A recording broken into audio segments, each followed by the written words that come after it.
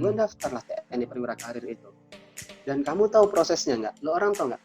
Itu prosesnya, lo harus ada surat keterangan bersih diri dari kamu, surat keterangan bersih diri dari bapak ibumu, bapak ibunya bapakmu, bapak ibunya ibumu. Jadi dari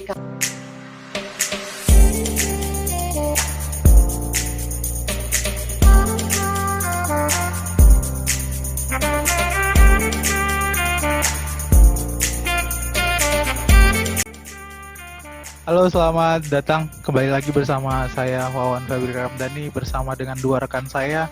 Ada Mas Indra Lesmana. Halo, Assalamualaikum. Waalaikumsalam. Dan ada Mas Imam Afandi Baharudin.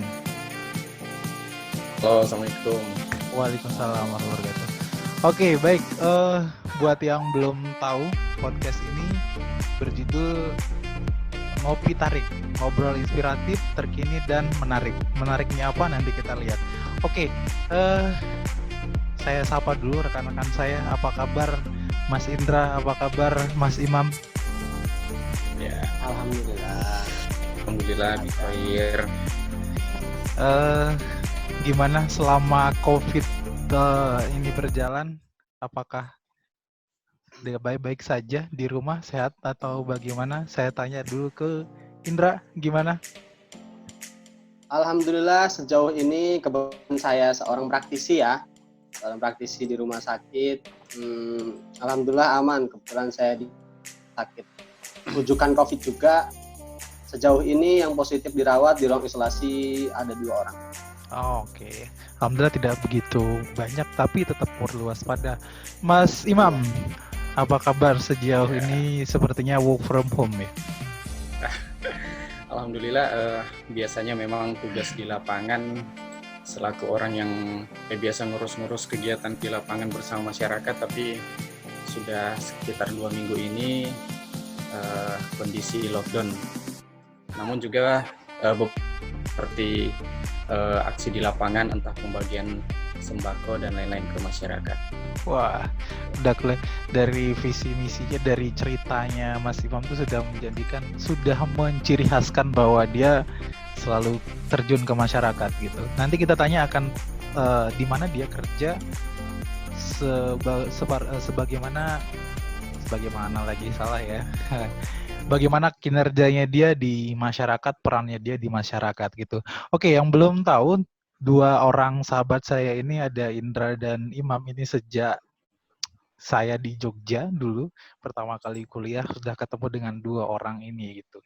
Jadi sudah saling kenal. Jadi kalau ada yang tanya siapa itu Imam, siapa itu Indra gitu, kalau mau tahu keburukannya bisa tanya ke saya. Kebaikannya pun juga ada gitu. Iya. Kita pernah salah, Bro. Oh, oke. Ya, kita pernah salah. Oh, oke. Asik. Ini bukan promosi buku ya, tapi untuk Iya. long life learner lah istilahnya. Yes. Oke. Ada yang menarik di kedua teman saya ini, kenapa saya ajak ke podcast ini. Yang pertama adalah setelah kita sama-sama lulus, setelah kita sudah selesaikan pendidikan, ada 2 perbedaan yang menurut saya unik gitu. Satunya adalah satu memilih menjadi seorang pegawai negeri, Mas Indra, dan satu lebih kepada Mas Imam itu lebih kepada NGO atau lebih itu namanya kerennya NGO gitu. Atau mungkin dikenal di masyarakat itu di pemberdayaan masyarakat. Kalau saya salah mohon dikoreksi gitu. Oke, saya tanya dulu yang Mas Indra deh. Saya sedikit agak penasaran, lu sampai memilih untuk menjadi seorang PNS atau aparatur sipil negara, itu gimana ceritanya? Setahu gue dulu zaman masih mahasiswa ataupun ya masih sama-sama gitu, kayaknya nggak kelihatan muka lu pengen jadi seorang pegawai negeri gitu. Betul. Ya. Jadi lumayan panjang ya ceritanya itu, karena memang di luar dugaan, dan ini sedikit, wah bukan menyangkut teori konspirasi ya, cuman Asik. saya pernah ingat dosen kita waktu semester, kita dapat psikologi kesehatan itu Ibu Lulu ya, ibu yang beliau dosen yang cantik terus besar badannya ya, lumayan, maksudnya berat badannya itulah ya. Nah, Hati-hati lo body shaming. ya, oke. Singkat cerita, beliau cerita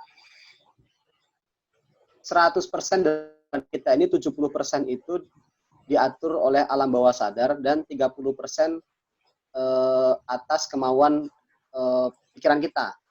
Nah, sempat terpikir saya di semester pertama, saya berpikir begini, saya setelah lulus ini apa sih yang mau saya lakuin gitu kan. Nah, saya tiba-tiba nyeplos aja, wah minimal kerjalah di RSUD, bukan ke pegawai negeri ya. Nah, itu sudah jauh semester 1 dulu waktu awal-awal kita masih bareng dan belum menemukan jati diri kita lah ya istilahnya. Nah, setelah kita selesai di tahun 2017 akhir ya, kita kan profesi kita sama. 2017 akhir, kemudian 2018 Januari saya pulang karena memang dituntutkan ibu sama bapak saya disuruh pulang. Padahal sebenarnya nggak mau lah ya, masih enak di Jogja. Kayak lo kawan di Jogja enak di sana kan, terlalu nyaman untuk pergi. Tetap istimewa. Mas Imam, Betul. sebelum saya potong dulu, tanda kutip ya, pengen titip di Jogja itu tadi ada tanda kutip yang saya lihat berbeda sebenarnya, tapi tak perlu kita bahas. Oke, lanjut. Ya itu oke. Ya satu dan lain hal lah ya, kenapa saya ingin bertahan di Jogja. Singkat cerita 2015 ya, itu awal mula saya apa ya, kita setelah lulus itu persis kayak kita tuh langsung terjun ke ini bro, ke dunia keras gitu bro. Karena apa? Di situ banyak tekanan bro. Contoh, lu balik, saya jujur dari SMA sudah nggak di rumah. Hitungannya berarti kuliah itu 5 tahun. SMA 3 tahun, 8 tahun bro, lu kuliah, lu nyampe rumah itu hanya kerja yang, mohon maaf nih, kalau dihitung finansial itu paling sebulan cuma 300. Karena setelah saya pulang di 2018 awal itu, ya alhamdulillah memang saya diminta kepala puskes di kecamatan saya untuk bantu di puskesmasnya. Dan jujur saja, di situ banyak orang-orang yang itu ngelamar pekerjaan bro, naruh berkas di situ, dan ada juga yang kayak gimana ya, kayak dekatin, bukan amplopnya, cuma dekatin gitu. Saya tahu itu karena setelah saya mau, nanti saya ceritakan karena tahu itu. Nah, dari situ di bulan 1, 2, 3, alhamdulillah memang saya setelah pulang itu sekitar 2 mingguan lah saya di rumah, istilahnya menganggur lah ya. Habis itu langsung saya diminta untuk ke puskesmas, kemudian saya diminta membantu di IGD, dan kebetulan di situ lulusan yang profesi nurse itu hanya saya, dan kebanyakan teman-teman itu yang D3 walaupun dia udah senior. Tapi di situ tuh walaupun saya udah bekerja, karena saya ini pengen yang cari kerja itu yang menantang, itu saya bekerja hanya gimana ya, istilahnya nggak profit, betul, nggak profit oriented. Jadi nggak saya mikir nanti saya gaji berapa, enggak. Saya kerja, ya tetap saya melayani pelayan masyarakat lah ya. Seperti biasa, berangkat jam 8, pulang jam 2, seperti itu terus. Cuman saya belum dapat feel-nya. Karena apa? Karena saya pulang ini ya gimana ya? Ya gue anak pertama gitu. Dan gue 8 tahun kuliah sekolah itu, kalau misalkan gue investasi itu bisa tembus 200 juta men, bayangin gitu loh, ya enggak.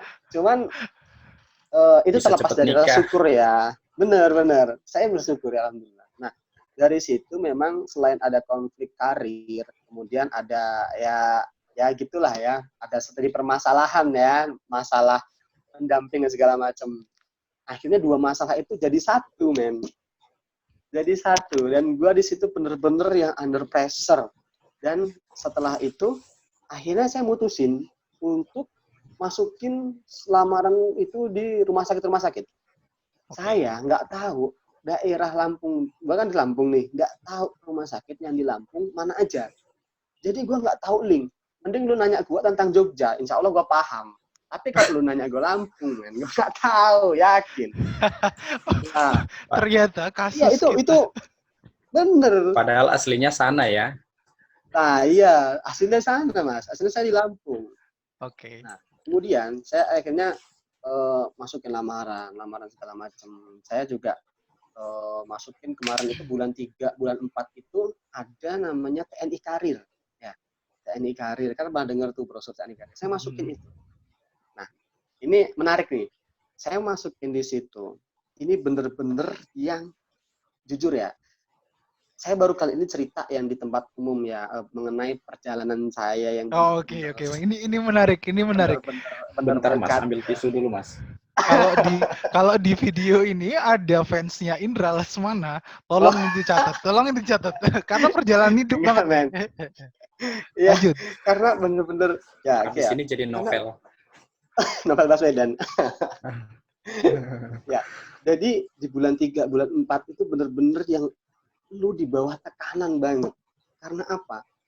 Secara gini ya, itu tadi lah gue anak pertama segala macam, gue lulusan dari Jogja men, terus ya begitulah. Cuman akhirnya gue berusaha untuk keluar dari zona nyaman. Gue pengen keluar dari rumah tuh. Gue daftar lah TNI Perwira Karir itu. Dan kamu tahu prosesnya nggak? Lo orang tahu nggak? Itu prosesnya, lu harus ada surat keterangan bersih diri dari kamu, surat keterangan bersih diri dari bapak ibumu, bapak ibunya bapakmu, bapak ibunya ibumu. Jadi dari kakek neneknya bapakmu, dari bapak ibu, ya kakek nenekku semuanya. Lah, kalau udah meninggal? Berarti, kalau dia meninggal, berarti ada surat kematian. Itu untuk persyaratan aja masuk ke TNI-nya. Belum kita minta surat SKCK. SKCK itu dari Polsek ke Polres. Surat bersih diri itu dari Koramil, tingkat kecamatan, terus tingkat kabupaten, habis itu tingkat provinsi. Itu kamu tahu nggak? 7 lembar. 7 lembar dan itu. 7 rangkap. Jadi surat bersih diri itu, surat bersih diriku mengatas nama saya, terus nama ibu bapak saya, terus habis itu nama bapak saya, nama bapak ibu bapaknya bapak saya, terus nama ibuku, ibu bapakku. Itu 7 lembar. Singkat cerita, semua berkas selesai. Itu rangkap 7 map dan tebelnya adalah 1 skripsi itu. Akhirnya saya mendaftarkan, bro. Saya mendaftar karena kriterianya masuk, bro. Minimal boleh nggak nih nyangkut institusi ini? Oh, boleh sih, tapi nggak usah sebut. Boleh ya, sedikit lah ya, nggak vulgar lah ya. Oke. Singkat cerita begini, saya masukin berkas itu, dan di Provinsi Lampung ini, yang mendaftar itu hanya sekitar 8 orang. 8 orang terdiri dari dokter umum, dokter gigi, perawat, fisioterapi, terus udah itu kayaknya. Artinya di situ peluang lu gede kan untuk masuk peluang gitu. Gua gede, bro. Iya, peluang gua gede, bro. Dan gua sudah optimis dong, istilahnya begini, lulus berkas alhamdulillah. Kalau misalkan nanti gua pas tes, kalau misalkan gua gagal, berarti kemampuan gua dong, ya enggak? Kemampuan gua berarti kurang lah, istilahnya begitu. Oke. Di hari H, gua masukin berkas dong. Dan gua udah siapin 7 rangkap. Dari 8 orang itu, bukan gua sombong, gua sendiri yang berkasnya udah siap. Yang lain masih nata di bawah lantai. Nah, kemudian, nah setelah itu, gua nata berkas. Pas semua diteliti, gua terkendala satu. Apa tuh? Apa coba? Akreditasi. Taunya kan akreditasi gua ini gede, coy.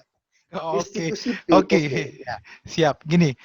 Kita bahas akreditasi setelah ini. Cuman saya di pending dulu. Ke PNS tadi ya. Ya sebentar dulu ke PNS. Sebelum sampai di PNS, saya mau tanya Mas Imam dulu. Saya beralih ke Mas Imam karena ini 2 hal yang berbeda gitu antara dengan menjadi aparatur sipil negara dengan yang sama-sama pelayan masyarakat. Artinya membantu masyarakat gitu dalam pemberdayaan masyarakat. Saya tanya ke Mas Imam sekarang. Mas Imam sampai terjun di pemberdayaan masyarakat itu di salah satu NGO yang terbesar di Indonesia, itu gimana ceritanya? Lu nyemplung sampai di sana gitu. Secara gitu kuliah di kesehatan, lalu saya rasa di beberapa perkuliahan kita mungkin di komunitas ya, cuman agak sedikit jauh sih gitu. Ya nggak terlalu jauh sih, tapi sampai di sana gimana ceritanya tuh? Gitu. Oke. Cek. Kedengeran? Iya. Ya. Soalnya di sini rada putus-putus suaranya.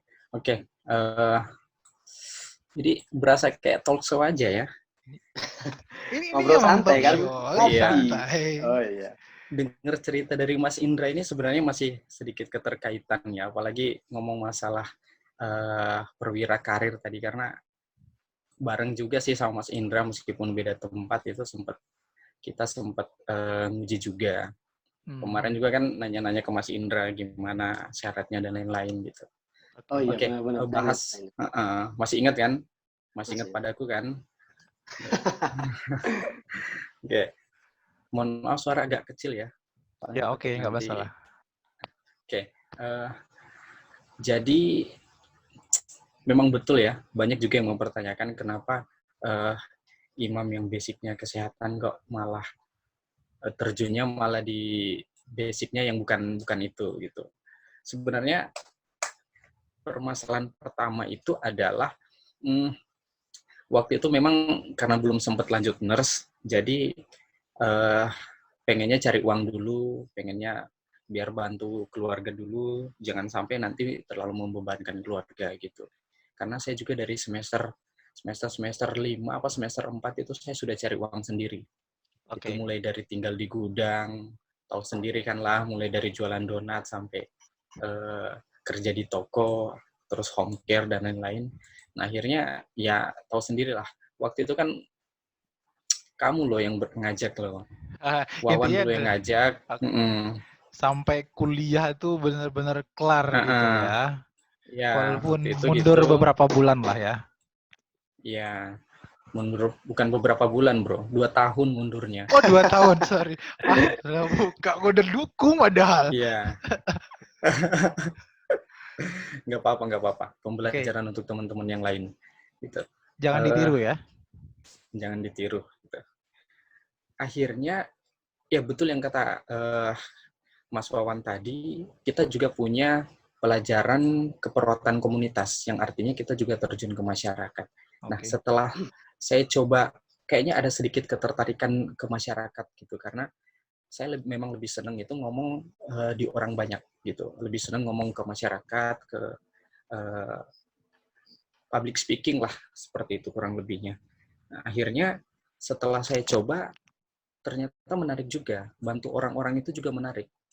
Karena waktu itu ada salah satu tempat yang coba kami bantu memberikan bantuan di sana. Setelah dapat testimoni itu mereka senangnya luar biasa. Ternyata masih banyak di luar sana orang-orang yang membutuhkan, khususnya daerah Jogja. Bayangin bro, Jogja yang katanya kota pelajar itu, ternyata di pelosok-pelosok desa sana masih banyak orang-orang yang tidak terpelajar dan masih banyak orang-orang yang membutuhkan uluran tangan kita. Pertanyaannya, mahasiswa-mahasiswa yang sekarang itu di mana perannya? Yang katanya Jogja kota pelajar.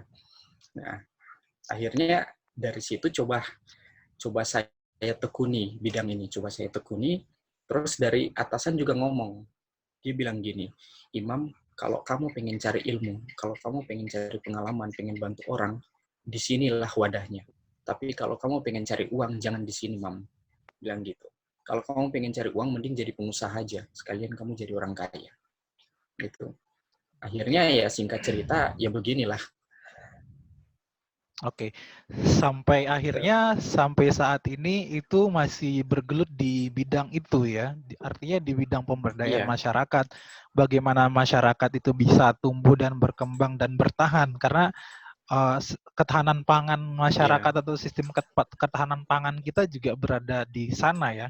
Kira-kira begitu. Oke.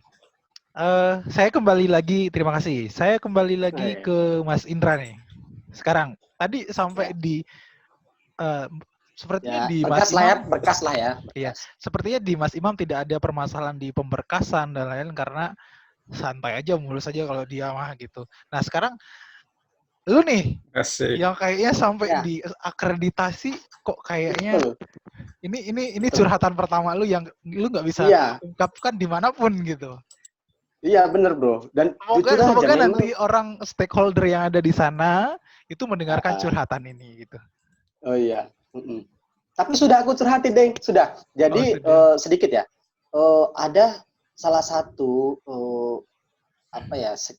marketing, bukan bahasanya apa ya? Marketing lah ya. Karena setiap universitas kan pasti punya lah ya Iya. kayak PRCS-nya gitu. Ha. Beliau ke Lampung, Bro. Terus Oke. WA gua lah, Mas Indra di mana? Saya di Bandar Lampung di kotanya. Oh, saya lagi di Bandar Lampung, bisa ketemu. Akhirnya saya ketemu. Akhirnya semua itu kan pasti dulu nanya kan persis kayak pertanyaan lu kan, Oke. kenapa kok pengen jadi ASN segala macam. Saya ceritain gini-gini. Tapi sebelum ke situ saya cerita yang itulah. Saya cerita yang itu berkasan segala macam itu. Oh, kok gitu Mas ya? Iya Pak, saya juga heran gitu. Dan itu ya ini berarti ini yang kedua. Yang pertama gue udah cerita ke salah satu foldernya inilah kampus kita lah. Gitu. Tapi alhamdulillah sejauh ini kan sekarang sudah ada peningkatan lah ya, alhamdulillah ya. Saya juga bangga kok lulusan situ. Ya. Oh baik. Tapi sebelum ke sana, lu tadi katanya ada masalah di akreditasi yang gara-gara akreditasi lu nggak diterima. Itu apaan, bro? Ya, jadi begini, akreditasi sebelum kita itu belum ada namanya akreditasi Lampetekes. Oh, oke, I Ya, see. Pada zaman betul itu, kan? oke. Ya, kita kan belum ada tuh Lampetekes. Oke. Terus pas Ban PT pun itu masih rancu juga, Bro. Ban PT itu akreditasi jurusan atau kampus, setahu aku kampus. Gitu kan. Dan kalau Lampetekes sudah jelas itu masih C kan. Dan itu di situ memang ya nggak 100% pure kesalahan dari kampus kita sih. Memang di situ administrasi pemberkasan persyaratan itu dia nggak bilang jurusan atau kampus, minimal pokoknya akreditasi kalau nggak salah B gitu. Ya itu. Saya udah saya merasa kampus saya sudah mumpuni untuk persyaratan itu, saya melamar gitu kan. Cuman sebelum gua fight istilahnya ya, gua udah gugur duluan gitu loh. Itu yang bikin gua ini sebenarnya kecewa bener. Akhirnya gua telepon teman kita, seangkatan kita yang sekarang beliau beliau alhamdulillah udah lulus S2 ya, dan sekarang pegawai juga di institusi kita. Oke. Mas Nurholis. Ya. Oke. Nah, sempat saya WA beliau dan sempat sedikit meluap lah kesalahan itu, tapi nggak sampai marah-marah segala macam. Cuman saya meluap sedikit begitu. Nah, disitulah kenapa saya sedikit kesal, karena ya bayangin di situ yang perlu digarisbawahi di sini, perjuangan gua itu nyampe persyaratan itu, gua ditemenin sama bapak, ibu, dan adik gua. Jadi itu masih ingat banget. Saya minta surat keterangan bersih diri itu pas hujan sore hari, saya nunggu Kapolsek untuk tanda tangan, Bro. Dan itu pas puasa, gua ditemenin bapak gua. Satu, yang kedua pas gua minta di tingkat kabupaten kota di Kodim namanya.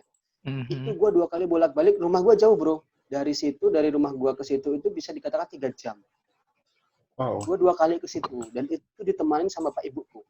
Jadi di situ titik di mana gua bener-bener down. Itu karena apa? Karena gua ini bayangin bagaimana sih kerja keras bapak ibu gua untuk berharap bener-bener anaknya itu gimana ya? Ditemenin gitu loh, Bro. Lu ngerasa nggak sih? Iya, gue paham. Lu di satu sisi lu orang yang udah gede gitu, udah dewasa, lu bisa ngelakuin itu sendiri gitu. Tapi namanya orang tua pengennya yang yang keberhasilan mungkin dinilai dari ketika menjadi sesuatu gitu, ketika menjadi pengayom masyarakat, ketika menjadi ada peluang di situ, ambillah gitu sehingga support full gitu. Lu Mas Imam, lu katanya juga sampai pemberkasan juga sampai di TNI gitu. Lu sampai mana tahapnya tuh? Sebenarnya kalau mau dicerita dari awal juga ribet juga ya, apalagi dapat masukan juga dari Mas Indra, dapat cerita-cerita dari Mas Indra, bahkan saya juga dapat panggilan WA waktu itu langsung dari pihak akademiknya waktu itu dari Kota Palu. Kebetulan pas lagi di rumah, Kabupaten Buol, lagi di rumah, itu sudah pesen tiket mau balik ke Jogja ceritanya. Pesen tiket balik ke Jogja dan memang nggak berharap untuk misal nggak lolos di situ pun, perwira karir pun, ya sudahlah, memang nggak terlalu berharap di situ. Itu yang jelas waktu itu memang ya namanya untung-untungan ya, orang baru lulus, baru selesai, pokoknya apa sajalah kayak kata Mas Indra tadi bilangnya, pokoknya kalau kata Wawan kan biasanya bilangnya yang penting tebar jaring dulu lah. Ente kan yang biasa tebar jaring, bro. Kan yang ngajarin lu gitu. Tebar jaring dulu lah. 2 hari sebelum keberangkatan itu dapat WA dari pihak perwira karyasanya, pihak-pihaknya mereka lah pokoknya. Dan itu WA-nya resmi. Oke. Akhirnya ya sempat galau juga sih. Ini kalau ngomong ke orang tua kata saya, pasti bisa hancur ini karena sudah pesan tiket dan pasti sudah dibela-belain untuk ke Palu. Sementara persiapan saya belum ada sama sekali dan jarak dari tempat saya ke Palu itu sekitar 12 jam, bahkan bisa lebih. Intinya lu sampai di sana itu sudah lolos pemberkasan? Entah ya, karena nggak ada kabar. Oh, oke. Nggak ada kabarnya. Nggak ada kabar apa lu yang nggak update? Nggak ada kabar waktu itu. Oh, oke. Belum ada kabar dari sananya. Oke, nggak masalah. Ya. Lalu? Akhirnya ya sudahlah kalau memang jalannya belum di sana ya nggak apa-apa. Padahal memang sepupu itu sekitar 2 atau 3 orang di TNI semua. Oke. Gitu. Sama Bapak bilang sudah lewat mereka aja. Tapi kataku intinya boleh sampai mengandalkan orang lain. Oke. Ya. Lalu? Mau lanjut terus nih. Lalu sampai nggak jadi itu gimana gitu? Gue nunggu nih, kita udah nunggu gitu. Gue ini sebenarnya pengen berekspresi tapi yang di samping sih ya. Ya gitu, kalau di antara kita semua, for your information, di antara kami semua yang masih lajang-lajang, dia senior kami kalau dalam urusan pernikahan gitu. Beliau nanti kita jangan mematikan pemasaran, bro. Ini masih ada slot 3 kursi lagi nih, tolong ya. Ternyata nggak berubah dari dulu, masih imam yang dulu gitu. Oke lah. Ya. Oke. Sampai lu nggak jadi itu gimana ceritanya? Akhirnya ngambil keputusan sendiri karena yang jadi pertimbangan pertama, aku ini udah beli tiket dan tiketnya itu nggak murah, bro. Wong dari Jogja ke Lampung aja tempatnya Mas Indra itu sudah lumayan bagiku, apalagi ke tempatku. Itu waktu itu 1 juta lebih. Ya, secara waktu itu mungkin kita masih baru dan mau minta duit orang tua juga nggak enak gitu kan. Jadi ya apapun yang bisa kita lakukan, tabungan yang ada, ya itu yang kita gunakan gitu ya. Itu. Bahkan juga kemarin tahu kan gempa Palu? Iya. Pada zaman-zaman itu ya. 1 bulan sebelum gempa Palu itu aku tuh sudah ngelamar waktu itu di yayasan yayasan kanker lah, lupa apa namanya. Pokoknya seperti itu. Dan waktu itu sudah keterima, bro. Bayangin cuma dalam waktu 1 minggu bolak-balik Jogja Palu, pinjem uang sana sini untuk ngurus di situ. Tapi setelah lihat kondisi, ternyata dapat telepon juga dari yang tempat aku kerja sekarang ini. Udah ke sini aja lah gitu. Dan salah satunya yang tetap kata Mas Indra tadi, Jogja itu tetap istimewa, bro. Sulit untuk melupakan. Siap. Ada banyak kenangan. Katanya Jogja itu setiap sudutnya adalah lampu merah. Betul. Kenangan. Itu kenangan. Jadi kalau gue jalan di Jogja itu setiap jalanannya gue Ya artinya setiap jalanan, setiap sudutnya ada lampu merahnya, ada kenangannya di lampu merah itu. Iya benar. Gitu. Karena berhenti lah ya. Ngitungin, ini platnya mana gitu. Sambil liatin, ini yang lagi pacaran yang mana gitu. Oh iya benar. Oke, sampai di sana akhirnya Mas Imam memilih balik ke Jogja. Nah, lu sekarang, Dra, sampai tadi kan oke lah, itu urusan perwira TNI itu nggak jadi gitu singkat ceritanya gitu. Ditambah dengan usia segitu mungkin kita juga lagi di down dengan itu. Lalu kedua, krisis quarter of life juga pastinya akan timbul di usia itu gitu. Betul. Ya. Nah, lalu jadi ini baru pembukaan ya? Ya, baru pembukaan itu, Bro. Panjang juga cerita Masih hidup. panjang, Bro. 1 tahun, Bro. Ini gue cerita 1 tahun. Tapi nanti gue singkat lah. Oh, oke. Karena itu seperti ya gue di sinilah 1 tahun itu perjalanan. Oke. Makanya kan tadi kan lu nanya kenapa PNS tadi. Nah, gue itu jawabannya itu. Lanjut sekarang. Ya, oke. Singkat cerita, perwira karir oke lah ya. Selesai lah ya. Oke. Walaupun gue sempat benar-benar kecewa ya.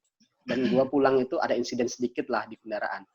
Karena saking kecewa itu. Yang perlu diketahui adalah gini, apa namanya? Kenapa gue saking kecewa itu karena orang tua gue ini selalu nemenin gue untuk prosesnya itu, ongoingnya itu tuh selalu nemenin gue. Lah ya istilahnya skenario langit itu lebih keren daripada skenario saudara lah. Yes, itu yang benar. Nah kemudian lah saya dengan galau segala macam, saya nyoba di Nusantara Sehat. Nusantara Sehat. Nusantara ya, miliknya Kemenkes. Betul.